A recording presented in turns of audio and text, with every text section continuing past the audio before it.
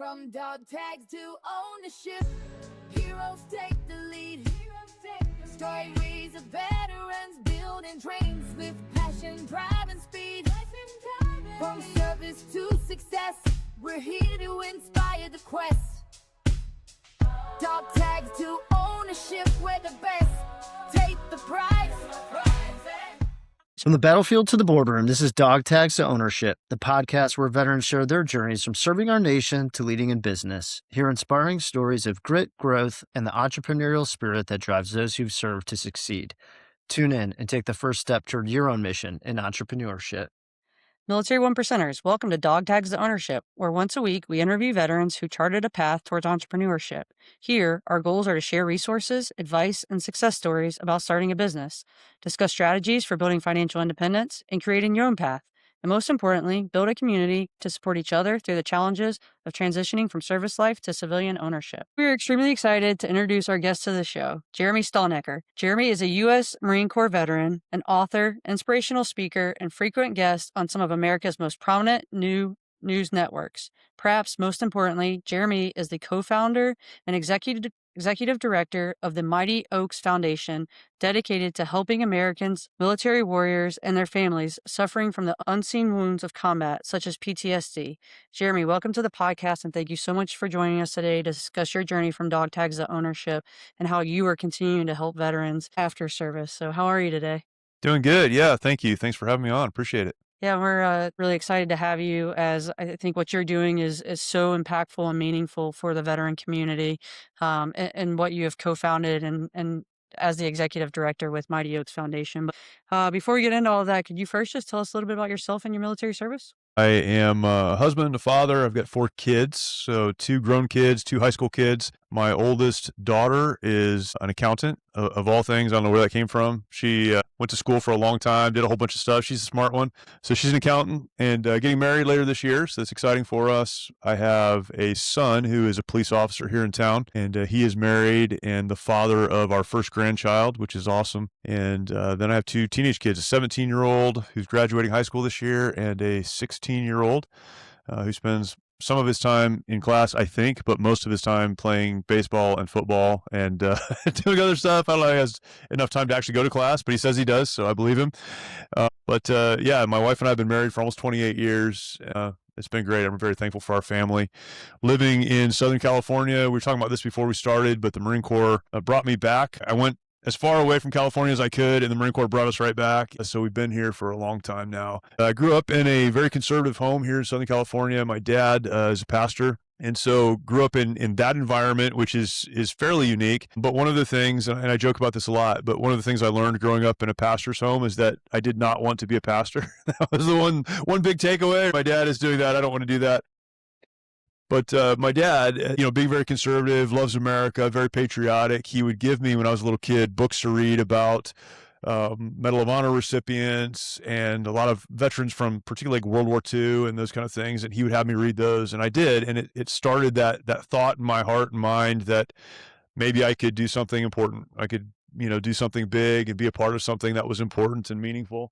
Talked to my dad when I was a teenager about going into the Marine Corps, enlisting in the Marine Corps. And he said, look, you can do whatever you think you're supposed to do, but I want you to go to college first. So I did. I went to college in Florida, went through a commissioning program, and was commissioned as a second lieutenant in the Marine Corps, and eventually received the MOS of infantry officer. So I was an infantry platoon commander, sent from Quantico, Virginia, sent out here to Camp Pendleton, served with 1st Battalion, 5th Marines, and I had a wonderful time. It really, for me, was the fulfillment of my life's ambition to lead Marines, led in a rifle platoon, which was awesome, and then ended up in what we called in our battalion counter-mechanized platoon, or CAT platoon. Some would know it as, CAT, the anti-armor platoon. So with the way we were kind of set up, it was weird. I as a first lieutenant, had 84 Marines, all of the heavy machine guns, all the anti-armor assets, all the rest of it.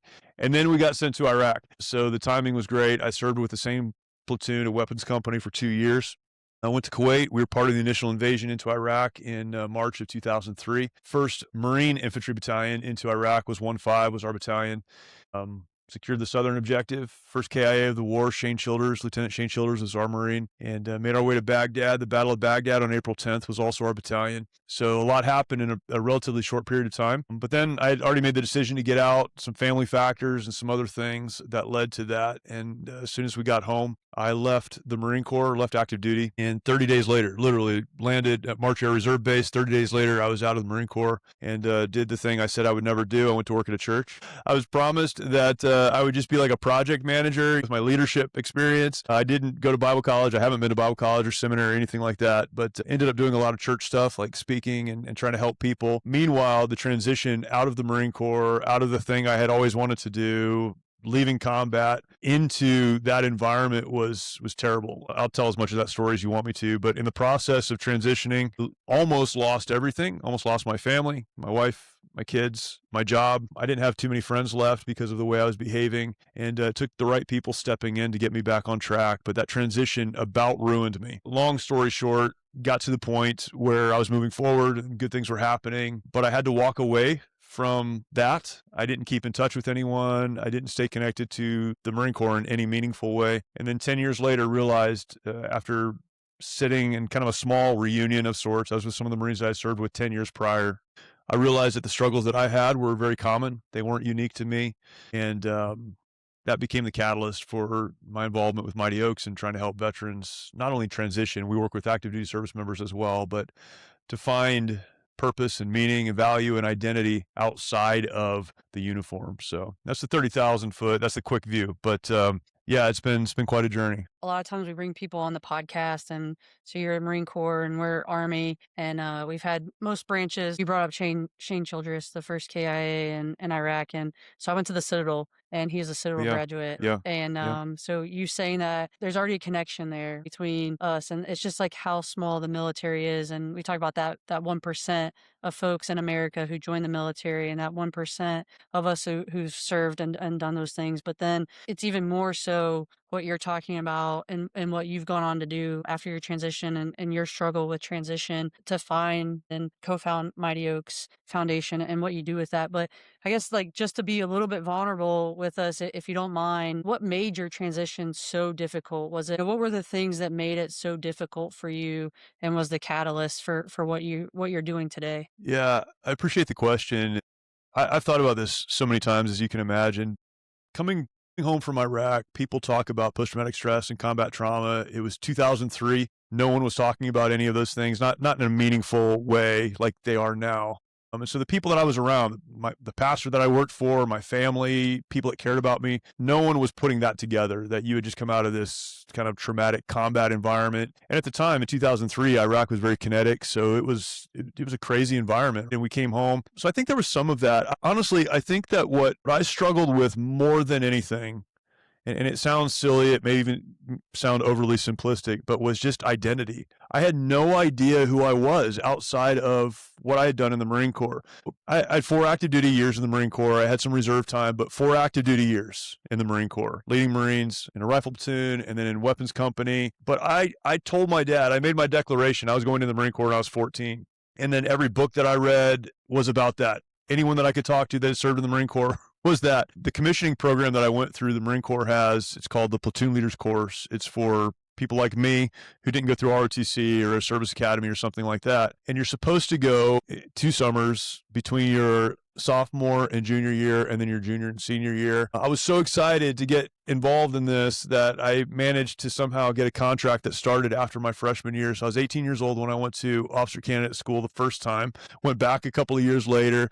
Through that program, you're in the reserves during that time. So you're drilling with other candidates and it's the influence was always around me all the time. And that's all I wanted to do. That's all I cared about. And I wanted to be an infantry officer. The Marine Corps has a process where you go to the basic officer course. It's 6 months long after officer candidate school. And during that time, the Marine Corps decides what MOS you're going to have. You don't get to put in for it. I mean, you can ask for it, but they'll give you what you want. And I remember talking to the the captain, the staff platoon commander who wasn't responsible for that assignment. He said, what do you want to do if you can't be an infantry officer? And I said, sir, honestly, I didn't know the Marine Corps had anything other than infantry till like 2 years ago. And if I can't be an infantry officer, I really don't care. I'm happy to be a Marine. I'm thankful for that. But if I can't be an infantry officer, put me wherever you want. And he pressed me on it. And he said, look, you've got to be careful what you ask for because you just may get it. And that's exactly what happened. So this is all I had ever wanted. I was able to kind of get involved in the process early. I was around people that I respected and wanted to be like. My influences in the Marine Corps, many of them were World War II veterans. I was able to sit down and talk to a lot of World War II veterans. So like just being connected to that lineage, that in my heart was who I was. And then I had the opportunity to lead a rifle platoon. I mean, that was it. Does it get better than that? Well, it did get better than that because then I went to weapons company and I had a large staff influences and a lot of responsibilities. And now I was a regimental asset and all of these things were happening. And it was just like, man, I couldn't have put myself in this place. This is what I've always dreamed about. The only thing that would make this better is if we got to go to war. Afghanistan broke out. We were passed over. We were actually told we were going to be deploying to Japan because someone has to, right? And Marines are there. And so, hey, I got to live the dream. I'm just not going to get to live the combat part. We were supposed to go to Japan, Okinawa in December of 2002. The end of December, just after Christmas, we were told that we'd be going to Kuwait. And so we did. Ended up in Iraq, again, doing the thing that I had always wanted to do. It's like playing in the Super Bowl. Because of the unit that I was a part of, I was navigating for our battalion, so I was the second vehicle back in the column. I became a division asset. And so this is, again, I don't even know how to describe it for anyone that hasn't experienced it. Like, this is the only thing I've ever wanted in my entire life, and I get to do it. And it's also this historical move into another country and taking out a dictator, like all the things. And just like that, 30 days later, I was out of uniform. I was disconnected from everyone that I had spent time with, and no one in my life cared what I had done at any other point up to that point in my life. I had a wife that I had been married to. We were married in college, so we'd been married for about 5 years, but I had probably spent, I don't know, a year with her because of training and the rest of it. 2 little kids that I knew but didn't have like a great relationship with. I was in a job that I didn't understand, even though it was church, but I went from leading Marines in combat to now trying to get volunteers to do what they're supposed to do and just doing the dumbest stuff. Like I felt so like, this is the dumbest stuff you're asking me to do. I would try to relate to people on the staff. They're good people and they're my friends now, but then I'd try to relate to them.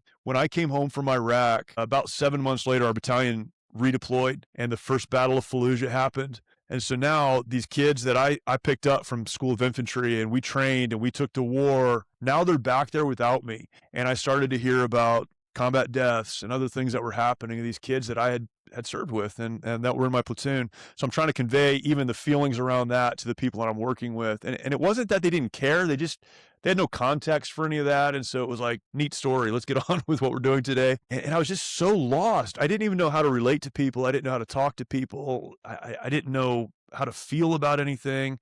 I became really frustrated and then angry and started to think things like no one knows what I've been through, where I've been, what I've experienced, and a lot of the thoughts that people have. I was super angry at home to the point my wife would just try to stay away from me and keep the kids away from me and be gone when I came home, that kind of thing. I remember getting to the point where I would take my little Toyota truck down to the beach in Oceanside and sit there and think the world would just be a better place if I wasn't here. I don't understand the world and the world doesn't understand me and things would just be better. I don't know how to fix the brokenness around me. The pastor I was working for called me into his office one day and said, if something doesn't change, you can't stay here anymore. I love you, but you're so disruptive to everything that's happening here. I was an infantry officer, and because of the role that I had within our battalion, I'd sit in these planning meetings and all these things are happening and get orders like, hey, there's an enemy over there, go deal with that.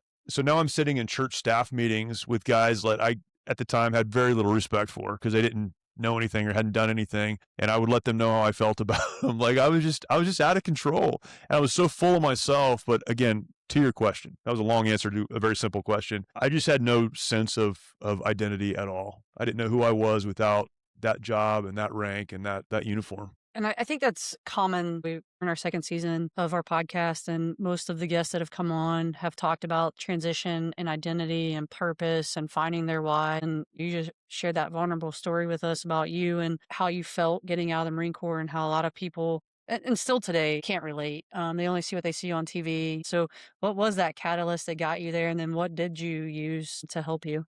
Yeah. I think the catalyst, there were a couple of things. Honestly, there were a few people, my dad being one of them, a man in our church being another one, who saw what was happening and weren't afraid to speak truth. And at the time, it was a hard truth, particularly the man in our church. We had a relationship, but it wasn't like a family relationship. He had heard me talk to some people in certain ways and watched some things that I was doing.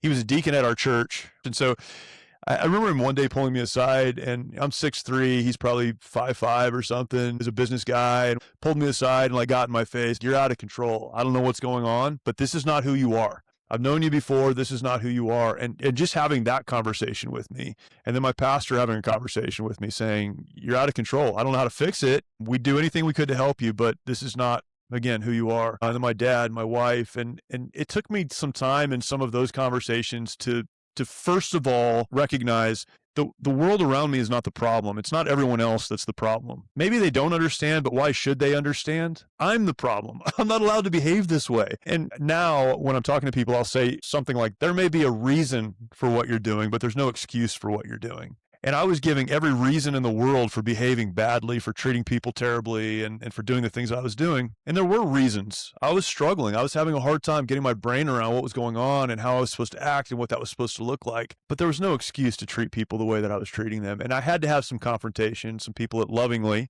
confronted me and said, this is not okay. And that woke me up. I mean, it really did. It took about 11 months, almost a year, before, after a lot of that, I was able to settle down, I guess, long enough to go, yeah, maybe this is not sustainable. This is not okay. I'm a Christian. And so a big part of this for me, the catalyst around this for me, was realizing I believe that God has a plan for my life and for my family and for our future. And so instead of allowing what's going on in my head and my heart and my mind to prevent me from getting there, why don't we begin putting the pieces in place that allow me to do what I think God wants me to do, to have a good marriage, to be a good father, to have these relationships that are meaningful, to help other people. That's why I left the Marine Corps and went into the church, to help other people. And so the catalyst was the right people who I knew cared about me stepping into my life and saying, this has to stop. And then the process was recognizing there is a plan. It's bigger than this. I don't know, or I don't have clarity on my identity, but I can begin to work that out, and I have the tools and the resources to do that. I say it took me about a year. My wife would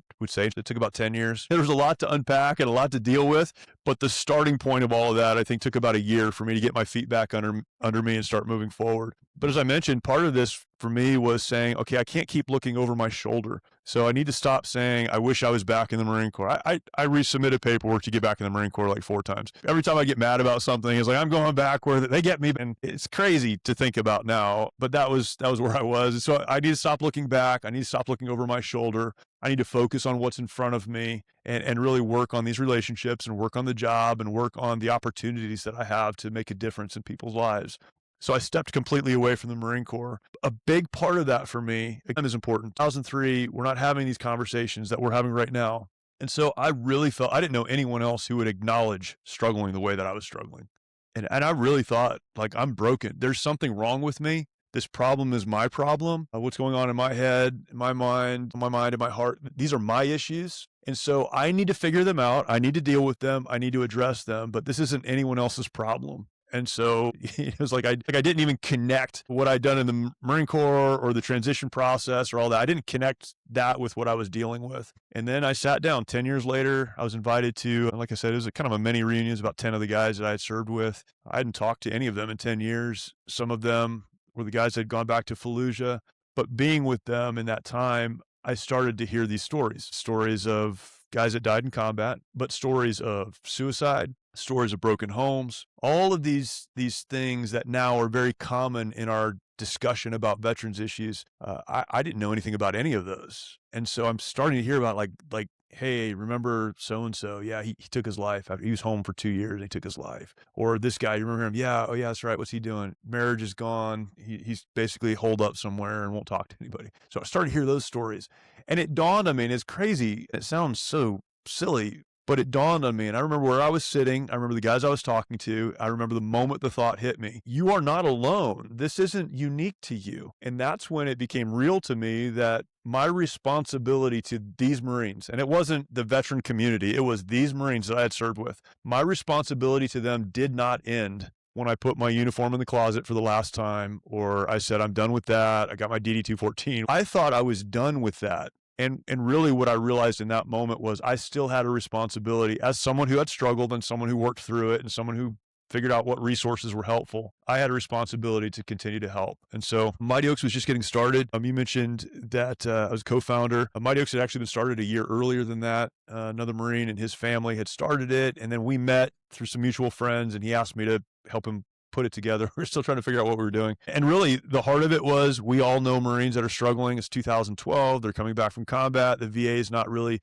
fulfilling that need. So what can we do? Both Christians, and so started approaching this from a faith perspective. If we can help these guys, in the beginning, it was just men. We had a men's program, and now we serve men, women, veterans, service members, first responders. But in the beginning, it was just, we know some guys. If we can get them that foundation of faith, if we can help them learn that there's something they can build their lives on, then they can find the hope that we found. And that was the beginning of all of it. And for me, it started with that conversation, realizing like, man, there are a lot of people who are struggling, but they don't have the family that I had. They don't have the faith community that I have. They don't have the people who will step into their lives like I did. And so I need to be that for other people. What was the initial concept of Mighty Oaks Foundation? How did you guys get it started?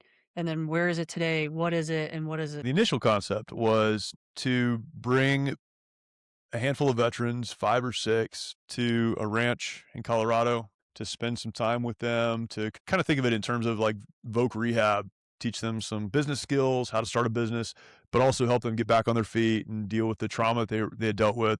But it just didn't work for a number of reasons. And so another veteran who had been, I say he's been doing this for a long time. At the time, he had been doing veterans work and ministry for probably 45 years. He said, what you guys need to do is bring these veterans to a location, do a retreat, do a 5-day retreat. You can teach them everything you need to teach them, and then send them home and provide some kind of aftercare once they get home. And so we developed a curriculum. Being a faith-based program, we're not clinical, so it's just an important distinction. We're not doctors. We don't have doctors. We're faith-based, but it's not pastors and ministers. It's other veterans, service members, or first responders now who have been through our program that are teaching these classes. And it's really just trying to lay a basic foundation for life. You're confused, maybe your identity is unclear. You don't know how to live, how to operate within your marriage, with your kids, and with those things. So we're teaching classes that are fundamental to this living, to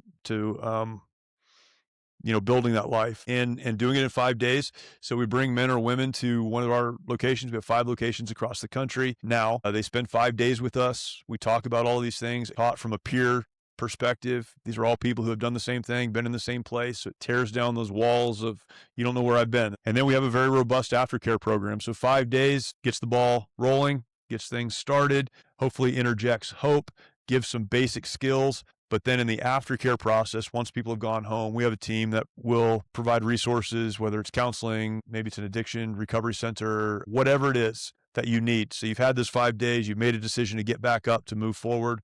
Maybe that's all you needed, but maybe you need help on the other side, and we'll do that as well. And so, yeah, it started with us just saying, look, people have helped us. They've come into our lives. Let's reach out to the people we know and try to help them. And once things are successful, other people come along. We started working with just combat veterans, just male combat veterans. Then we started to work with Marines at the Wounded Warrior Battalion at Camp Pendleton, who reached out to us and said, would you help us out? And that opened the door for the active duty community. We started women's programs. We started working with first responders, since so many of their challenges are similar. And because we're not clinical, the active duty community and the first responder community can get help without being concerned about either losing a clearance or losing their ability to do their job, because nothing goes back to their command. We now have a very structured, rigid program, but yeah, it really is just us saying, look, we know where you've been because we've been there. We've struggled the same way. We want to give you some resources and some tools to help you move forward, and then we'll walk this out with you on the other side. You still do the retreats. You have different resources, different programs. And like you mentioned, that you guys have really grown to help the veteran community. So if someone if they're struggling with something and they wanted to reach out to you all, to Mighty Oaks Foundation, to get the help that they need, what are some of the programs that you have that can really help them? Is it insurance-based, or is it all through the nonprofit donation-based? How would they have to pay for it? Those types of things. If you could just talk about that a little bit. Yeah, so we are still based out of Texas. We're headquartered in Conroe, Texas. That's where most of our staff lives and works. But our facilities, I use the word facilities, it's not a hospital. Think ranch or retreat center. We have 5 different locations that we use across the country: California, a couple in Texas, one in Ohio, and one in Northern Virginia, actually in Haymarket, Virginia. And we'll bring either men or women. We have separate programs for men and women. Just makes it much easier to be transparent and vulnerable. So men's programs, women's programs, will bring you to one of those 5 locations, and you spend those 5 days with us. And then on the other side of that, we do our best to provide as many resources as possible, counseling resources and others. There is no cost to the program, and there's no cost for travel to get to the program. And so since the beginning, we've been committed to, as much as possible, bringing along donors who would underwrite the costs, so there's no obstacle for those who need to get help. And we've been able to do that. So we've had over 7,000 people come through one of those week-long programs, and no one's paid for a plane ticket or paid for travel or paid for the program. We have donors that come alongside and make that happen. And it's been great. Provides that opportunity. In addition to that 5-day program, we do a lot of resiliency training or talking, speaking. We go to active duty units, fire departments, police departments, other conferences, and talk about what it means to be resilient, trying to get out on the front of some of that and help with that. We'll also support other people's retreats for others that are doing training to help men and women who may be struggling. We work with another organization that puts on weekend marriage events, marriage retreats, understanding kind of the holistic nature of trauma. If someone's been to our program, we'll scholarship them and then do the logistics and the planning to get them to one of those weekend retreats with their spouse. So a lot of things going on all of the time. But we are big enough now and have enough connections now that once folks are kind of in our ecosystem, we can find them whatever type of resource they need. And most of those wouldn't cost them anything. Counseling resources, substance abuse, and the rest of it wouldn't cost them anything. We have a pretty good network of folks that make that happen. If you haven't, to our listeners and followers out there, go to the website. It's a very intuitive website. It has all of your resources on there, all your treatment that you all do. So very helpful to understand what Mighty Oaks Foundation provides to veterans, active duty, first responders, and even spouses. I see you guys have programs for spouses, which I think is the forgotten piece of the military family. I just applaud you guys for what you're doing with Mighty Oaks Foundation and how it's evolved from 2012 to today. The marriage program that we use is through an organization called Family Life, and they do what they call Weekends to Remember. You're an aspiring podcaster. You have a podcast, March or Die, in which is part, I think, the Mighty Oaks Foundation as well to help, just tell people stories, that vulnerability side of it. So can you just talk a little bit about the podcast? When I came home from Iraq, it was probably a few years later, 4 or 5 years later, I started to think about a lot of things that happened there and a lot of the lessons that were learned there. And I just started to write them down for myself. And then I put them out on a blog. That eventually became a book called March or Die. And it comes from a story of one of the battles while we were in Iraq. We were on a bridge, we got ambushed, and a lot of things happened there. And the principle, kind of the high level principle, is when you're stuck and people are trying to kill you, you have to make a decision. Are you going to stay where you are and die, or are you going to march, put one foot in front of the other and keep moving forward? And so there's a story built around that, and then some principles that I discerned from that. And from that book and those conversations came the podcast, where I do my best to just talk about principles for moving forward. How do you move forward? We're all going to deal with traumas, trials, difficulties, things that will come into our lives. And when that happens, we have to make a decision. Are we going to stay where we are and die? And death is not always physical. It's just giving up. Are we just going to give up, or are we going to put one foot in front of the other and march? And so what I try to communicate through the podcast is our principles and perspectives to keep moving forward when it would be easier to just stay where you are, to give up and to die. One of the things I like to say is that trauma is not reserved for veterans. We think we're the only ones who have ever been hurt. It's kind of become a cultural thing for us, and that's just absolutely not true. And there are a lot of great people out there who have great stories of moving forward. What I try to do more than anything, though, is tell stories as much as possible, but extrapolate from those stories. Okay, what are the next steps then for the people that are listening? My goal is that at the end of a podcast, people would walk away and say, there's some things that I can use to help me move forward when life gets difficult. And so it's been a lot of fun, and it's become really a place for a lot of folks at Mighty Oaks, and for us to, at Mighty Oaks, use as a platform to just offer something that can be helpful to people. We are in this weird place organizationally where we can accommodate about 1,000 people a year coming through our program. We pay for that, as I mentioned, all of that. And that's been very sustainable. We've come into a season where it's just not sustainable anymore. We'll continue to get 1,000 through, but now we're seeing we have about 2,000 people on our waiting list. We're receiving about 200 applications a month. So we're working through that. How do we expand? How do we do what we do bigger and get more people through? But there are a lot of people who are waiting to get into a program. And so we've really leaned into providing resources for people that are waiting. The podcast is one of those, that March or Die podcast. We have books that we've written that are free to download off of our website, dealing with post-traumatic stress and combat trauma, suicidal ideation, suicidal thoughts, some other issues. We have tons of testimonies, people telling their stories that are on there meant to be encouraging. So we're trying more and more to connect to resources that can help people while they're waiting to get into a program. We just started working with another organization called the Warrior's Journey that produces tons of great resources for the same thing. And I think in March, we'll have kind of a co-branded place on our website to receive their resources as well. So yeah, it's all just about continuing to encourage and support and help people that are struggling. Has that really just helped you lean more into your purpose, your why, going back to that time that you were struggling to today, why you're still here, why God put you on earth through your Christian values, and what that purpose is? Yeah, it really has. It's funny when you start something, you think you have it figured out, and it's only as you mature in that and progress in that you really do, I think, zero in on this is why. This is, you talk about, finding the why. This is the why. And I thought I knew what it was generally, but it's become much clearer. And part of that finding the why is also understanding your unique gifting. And this is something I think is very important for people to get a hold of. I would have said that the why was helping all veterans everywhere to get the help right? But I can't do that.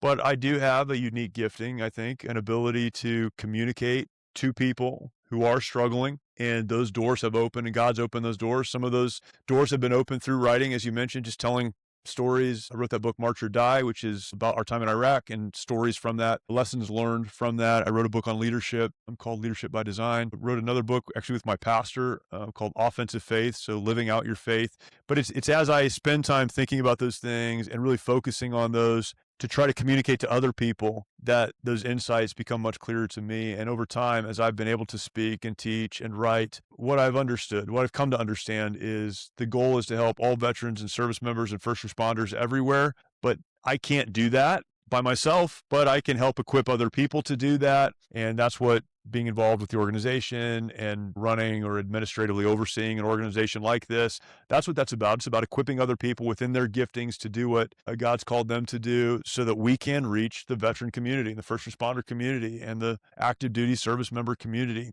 And then my kind of focus really is communicating lessons that I've learned, things that I've seen play out in the lives of other people, communicating, here are the things that you need to do if you are going to move forward. And you become much more focused on that the longer I think you're involved in it. Yeah, I couldn't agree more. Matt and I started this podcast, and it was really to help military members, veterans who are transitioning, that want to get into entrepreneurship, to find that why, find that purpose, and be able to provide stories of others who have done it so that they know that they're not alone and can get that advice, and that actionable insight is what we call it. So I think, and as you said, be 42 in March, as we get older, you kind of reflect on where you were in the past, where you are today, the things that you've gone through, and how you can really help others with their journey, whether it's through their journey, as they're struggling, or or just their journey and whatever they're trying to get to next. But before we get to our final two questions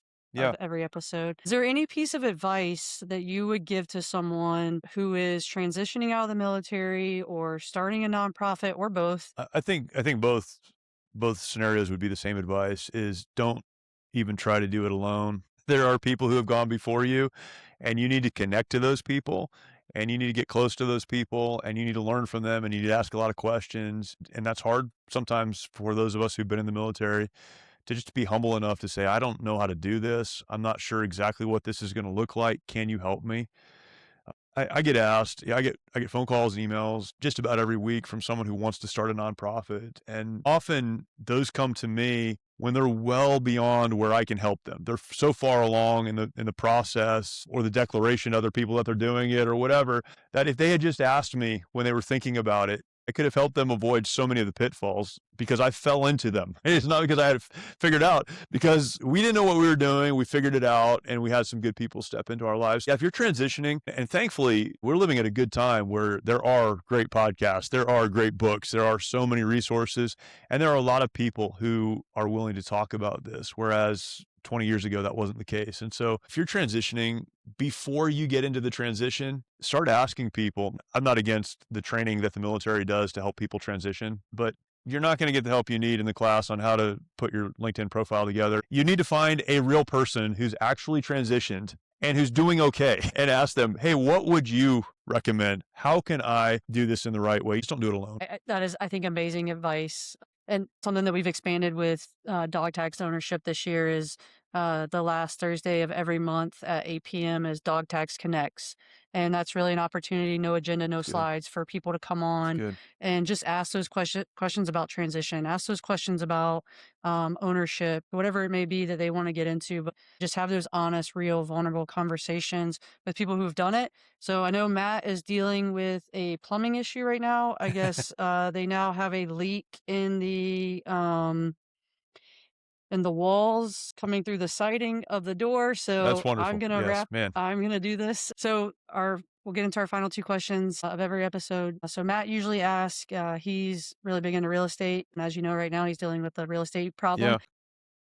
So he listens to a lot of books, podcasts, those types of things that are centered around that business ownership. But, for you, what would be a book or a podcast that you would recommend to our listeners or followers to want to either help them with the transition, help them with, anything that they want to get into as they are in the military or already out of the military? Man, that's a great question. I wish I had thought about that before you just asked it. Oh man, there's so many good podcasts. There's some great books. I read all the time. I read business books all the time. Maybe the best business book that I have read that's helped me in a lot of other areas of my life is a book called Good to Great. You're probably familiar with it, but Good to Great. It is a business focused book, but it is principles for living a life and operating, functioning, thinking in a way that will allow you to live out your why according to your design and your skill set. And so you can take the kind of the big business principles and extrapolate them into your life. I've read that book several times over the years, and it just kind of helps bring me back to focus. So the last question of every episode, Admiral William McRaven authored the book, Make Your Bed, Little Things That Can Change Your Life and Maybe the World. So Jeremy, do you make your bed every day? Thankfully, I have a wife who makes our bed every single day. But I agree with that. There's a phrase that I've used. The phrase is this: you need to learn how to master the mundane. And I think people that are willing to do the stuff that no one else sees, that aren't important and aren't big, are the people who are really successful. So I definitely agree with that. Jeremy, I really appreciate you coming on today and spending this hour with us. I know it was really just with me. Matt got the call in the middle of the podcast, so I didn't get to really talk to you, but definitely what you guys are doing at Mighty Oaks Foundation and the mission and the purpose and the drive that you have is just so impactful. For our listeners and followers out there, please look up Mighty Oaks Foundation, look at the resources that they have. If you know someone that's struggling or you yourself is struggling, reach out to them to get those resources to just better yourselves, better our veteran community, because at the end of the day, we're all here to help each other. We're all part of that military 1% community, and we all are advocates for the military and what we bring to the table for America. So thank you again for coming on, and thank you for what you're doing for our veterans. We truly appreciate it. Yeah, no, thank you. It's great to be with you guys. Really appreciate the opportunity. Military 1%ers, whether you're brainstorming your first business idea, already running a company, or just curious about where to start, Dog Tags to Ownership is the place for you.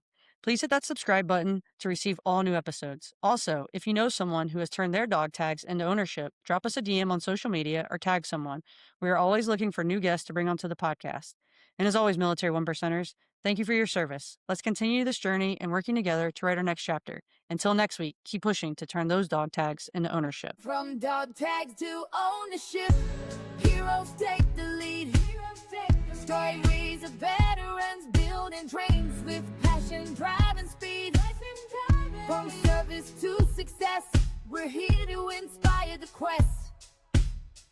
Dog tags to ownership, we're the best. Take the pride.